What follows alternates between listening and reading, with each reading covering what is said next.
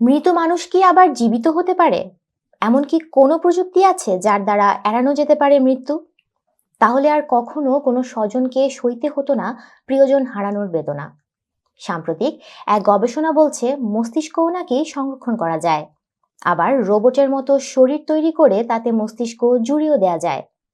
শুনতে অবিশ্বাস্য মনে হওয়ায় প্রশ্ন থেকে যায়, আদৌ কি মস্তিষ্ক সংরক্ষণ করা সম্ভব?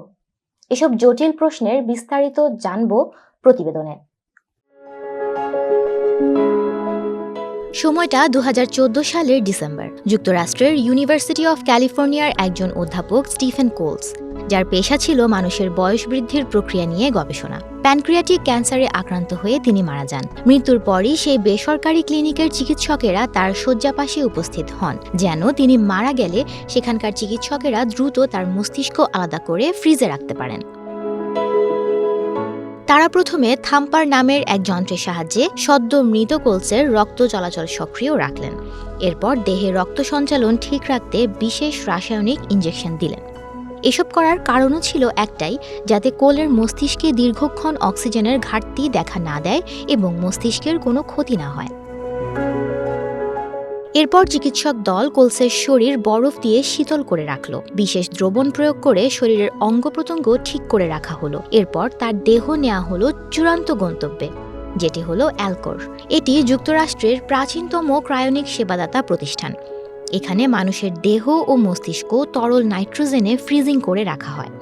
এই আয়োজনের লক্ষ্য একটি, তা হলো ভবিষ্যতে যদি কোনো প্রযুক্তি বা কৌশল আবিষ্কৃত হয়, তাহলে মস্তিষ্কগুলো আবার বাঁচিয়ে তোলা যায়।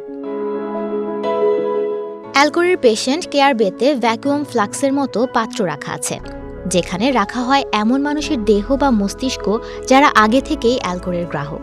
কোলস ছিলেন অ্যালকোরের 131তম রোগী, তবে তিনি একমাত্র রোগী যিনি শুধু মস্তিষ্ক সংরক্ষণের জন্য গ্রাহক হয়েছিলেন। এই পদ্ধতিতে শরীর সংরক্ষণ করে রাখার নাম ক্রায়োপ্রিজার্ভেশন। এখানে মস্তিষ্ক সংরক্ষণের প্রয়োজন হবে ৭৫,০০০ ইউরো। তবে এখনো পর্যন্ত মারা যাওয়া কোনো মস্তিষ্ক বেঁচে ওঠেনি। ডক্টর কেন্ডিজোরা বলেন, মানুষের মস্তিষ্ক অনন্য এবং এটি আবার তৈরি করা যায়। এক্ষেত্রে মৌলিক যুক্তি হলো শরীরের বাকি সব অংশও পুনরায় তৈরি করা যেতে পারে। রোবটের মতো শরীর তৈরি করে তাতে মস্তিষ্ক জুড়ে দেওয়া হবে।